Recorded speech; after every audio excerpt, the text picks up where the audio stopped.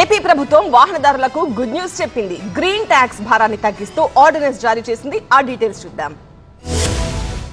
AP ప్రభుత్వం కీలక నిర్ణయం తీసుకుంది. వాహనదారులపై గ్రీన్ ట్యాక్స్ భారాన్ని తగ్గిస్తూ ప్రభుత్వం ఆర్డినెన్స్ జారీ చేసింది. గత ప్రభుత్వంలో వివిధ వాహనాలకు ఏటా గరిష్టంగా 20,000 రూపాయల వరకు గ్రీన్ ట్యాక్స్ విధించగా కూటమి ప్రభుత్వం దీన్ని సవరించి ఏడాదికి 1,500, 3,000 రూపాయల చొప్పున 2 స్లాబుల్లో వసూలు చేసేలా కొత్త విధానాన్ని తీసుకొచ్చింది. 10 టన్నుల లారీలపై 5,000 రూపాయల పన్నును 1,500కు తగ్గించారు. 30 టన్నుల లారీలపై 15,000 రూపాయల పన్నును 3,000 రూపాయలకు తగ్గించారు. అలాగే లారీలు, వ్యాన్లు, బస్సులు, మినీ బస్సులు 7 ఏళ్ల తర్వాత ఫిట్నెస్ సర్టిఫికేట్ పొందాలంటే గ్రీన్ ట్యాక్స్ చెల్లించాలి. గతంలో ఈ పన్ను 200 రూపాయలు మాత్రమే ఉండేది.